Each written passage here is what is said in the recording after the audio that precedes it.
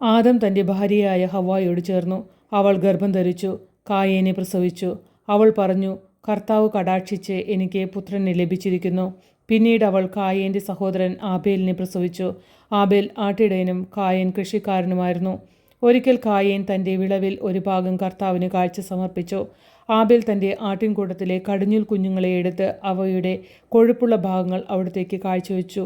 ആബേലിനും അവൻ്റെ കാഴ്ചവസ്തുക്കളിലും അവിടുന്ന് പ്രസാദിച്ചു. എന്നാൽ കായേനിലും അവൻ്റെ കാഴ്ചവസ്തുക്കളിലും അവിടുന്ന് പ്രസാദിച്ചില്ല. ഇത് കായേനെ അത്യധികം കോപിപ്പിച്ചു. അവൻ്റെ മുഖം കറുത്തു. കർത്താവ് കായേനോട് ചോദിച്ചു, നീ കോപിച്ചിരിക്കുന്നത് എന്തുകൊണ്ട്? നിന്റെ മുഖം വാടിയിരിക്കുന്നത് എന്തുകൊണ്ട്? ഉചിതമായി പ്രവർത്തിച്ചാൽ നീയും സ്വീകാര്യനാവുകയില്ലേ? നല്ലത് ചെയ്യുന്നില്ലെങ്കിൽ പാപം വാതിക്കൽ തന്നെ പതിയിരുപ്പുണ്ടെന്ന് ഓർക്കണം. അത് നിന്നിൽ താല്പര്യം വച്ചിരിക്കുന്നു. നീ അതിനെ കീഴടക്കണം. ഒരു ദിവസം കായേൻ തൻ്റെ സഹോദരൻ ആബേലിനോട് പറഞ്ഞു, നമുക്ക് വയലിലേക്ക് പോകാം. അവർ വയലിലായിരിക്കെ കായേൻ ആബേലിനോട് കയർത്ത് അവനെ കൊന്നു. കർത്താവ് കായേനോട് ചോദിച്ചു, നിന്റെ സഹോദരൻ ആബേൽ എവിടെ? അവൻ പറഞ്ഞു, എനിക്കറിഞ്ഞുകൂടാ.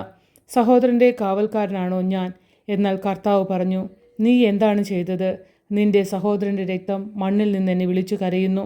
നിന്റെ കയ്യിൽ നിന്നും നിന്റെ സഹോദരൻ്റെ രക്തം കുടിക്കാൻ വായ്പിളർന്ന ഭൂമിയിൽ നീ ശപിക്കപ്പെട്ടവനായിരിക്കും. കൃഷി ചെയ്യുമ്പോൾ മണ്ണ് നിനക്ക് ഫലം തരികയില്ല.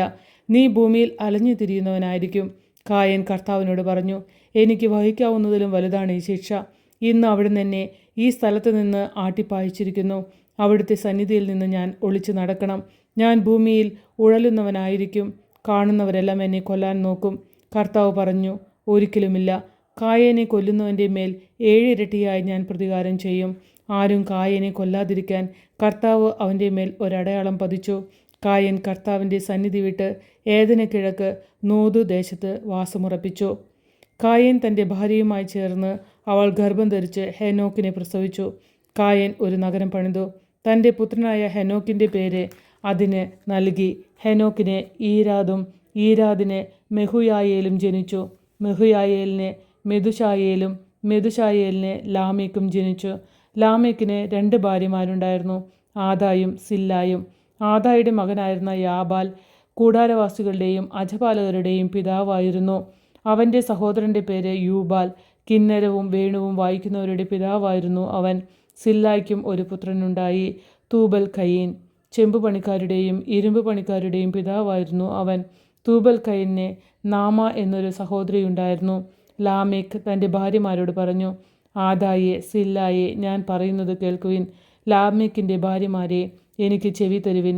എന്നെ മുറിപ്പെടുത്തിയ ഒരുവനെയും എന്നെ അടിച്ച ഒരു ചെറുപ്പക്കാരനെയും ഞാൻ കൊന്നുകളഞ്ഞു. കായേൻ്റെ പ്രതികാരം 7 ഇരട്ടിയെങ്കിൽ ലാമേക്കിൻ്റേത് 70 ഇരട്ടിയായിരിക്കും.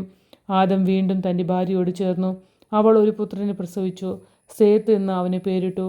കാരണം കായേൻ കൊന്ന ആബേലിന് പകരം എനിക്ക് ദൈവം തന്നതാണ് അവൻ എന്ന് അവൾ പറഞ്ഞു. സേത്തിനും ഒരു പുത്രൻ ജനിച്ചു. സേത്ത് അവനെ ഏനോഷ് എന്ന് വിളിച്ചു.